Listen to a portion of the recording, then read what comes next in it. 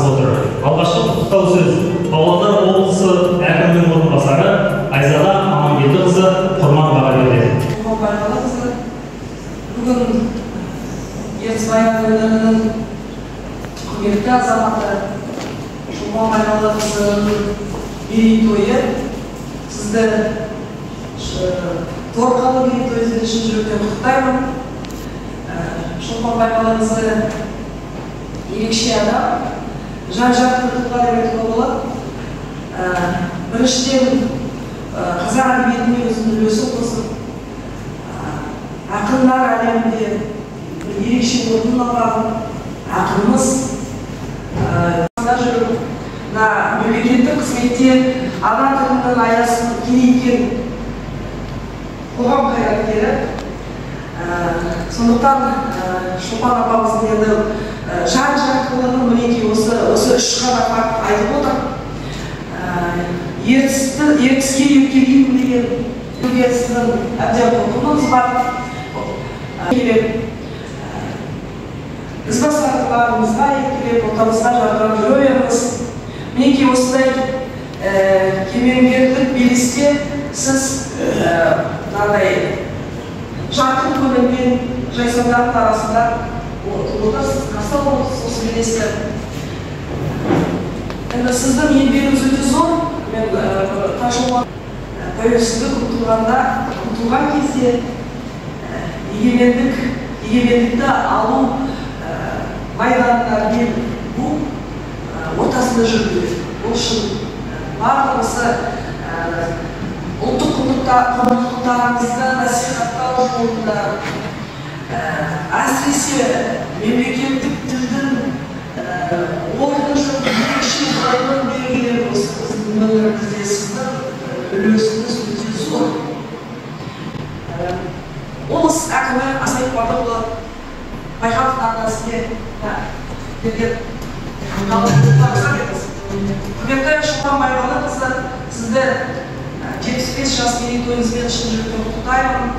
Өлеңдеріңізді қалың оқырман сүйіп, парасатты поэзияңыз арқылы ой түйеді. Шығармашылығыңыздың негізі болып саналатын адал достық пен махаббат, журналдық пен патриотизм арқылы жас ұрпақты дұрыс жолға тәрбиелеуге үлес қосып келесіз. Нәзік те сыршыл жырларыңыз оқырманды ізгілікке, адамгершілікке, отанды сүюге, қастерлеуге жетелеп, халық ардақтаған ақынға айналдыңыз. Бүгінде нәзік лирикалық және патриоттық тақырыптағы оқу өлеңдеріңіз ойлы оқырмандардың жүрек төрінен орын алып келеді.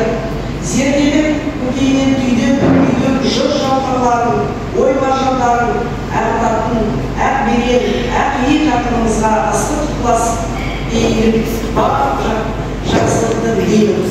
Алдағы уақытта да әкімнің арқаңыз, қаламгерлік қарымыңыз бен халқымызға бағалы рухани құндылықтар сыйлай беріңіз. Сізге денсаулық, шығармашылық шабыт, отбасыңызға амандық пен бақ-береке тілеймін. Павлодар облысының әкімі Асайып Бардықұлы.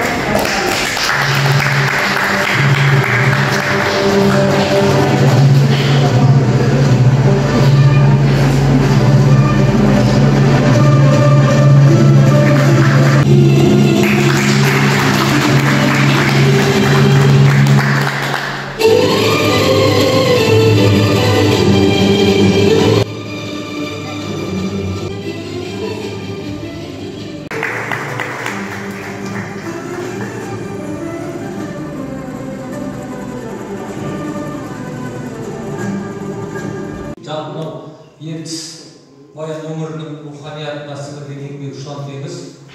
Өз басым оқысымен ертелеп, кейін өзінің таяғын ұстатып кетті. Павлодар қаласының мемлекеттік тілі, қазір осы Шолпан апамыздан қалған таяқты ұстап отырмыз. Күрескерлік қасиеті де бізге жұқты. Ол үшін бәрін құрбандыққа шалуға әзір болайық. Сіздің ұлтқа жасаған еңбегіңіз өмірге сіңірген.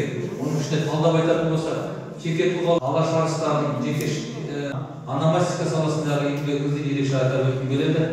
Сіз жасап беріп кеткен, сіз бастап кеткен істер бүгінде жалғастырып жатырмыз. Және ол еліміздің бүгінгі дамуына ықпал ететін, руханияттың боянуына, жалпы болашақтағы жастардың тәрбиесіне. Біздің өлкенің болысы Ильяс Жанқарин туралы айтады Сәкен Сейфуллин. Дәл міне одан кейінгі екінші осы Ильяс Жанқарин және оның ұрпақтары жайлы, оның алашордашылық қызметі, халыққа атқарған ерен еңбегі жайлы осы Шолпан апамыздың еңбектерінен байқап көріп те келеміз, және оны кейінге насихаттап ел арасында айтып та жүрміз. Сондықтан да міне жаңағы әріптестерінің бірі күрескер деп айтқан себебінің бірі осы шығар. Сондықтан да құрметті Шолпан апай, сіздің қалдырып кеткен мынау жазып жүрген тарихи еңбектеріңіз Тереңкөлдің тектілігін жімілектеріңізден белгілі және көрініп тұр. Сондықтан да аудан әкімі Азамат Мамытовтың құттықтау хатын оқып беруге рұқсат етіңіздер. Құрметті Шолпан Байғалықызы,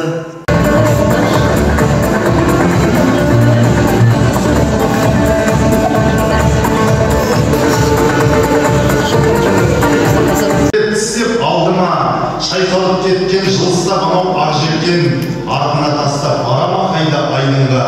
Жараңда тұрмын, ертісті шайқалап шарлап ой кезіп, кетсем бе екен жалғыздан жалғыз баз кешіп, жылама жүрек жасылып келіп алмасар, мұң кетіп көзден, көктеммен келер жаз кетіп.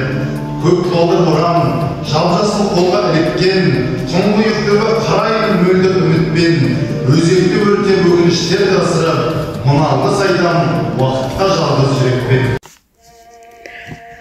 Шырмаланы мен шуағы қатары жүретін өмір атты кеменің жыр әлемінде өзінің қолтаңбасын қалыптастырып, сондай-ақ қоғамның қайнаған өміріне белсене араласып, өзіндік салмақты ойы мен орнын қалыптастырған әріптес апам Шолпан Байғалықызының бүгін мерейлі 75 жасы өзінің қаламдас әріптестері мен зиялы қауым өкілдерінің қатысуымен аталып өтті.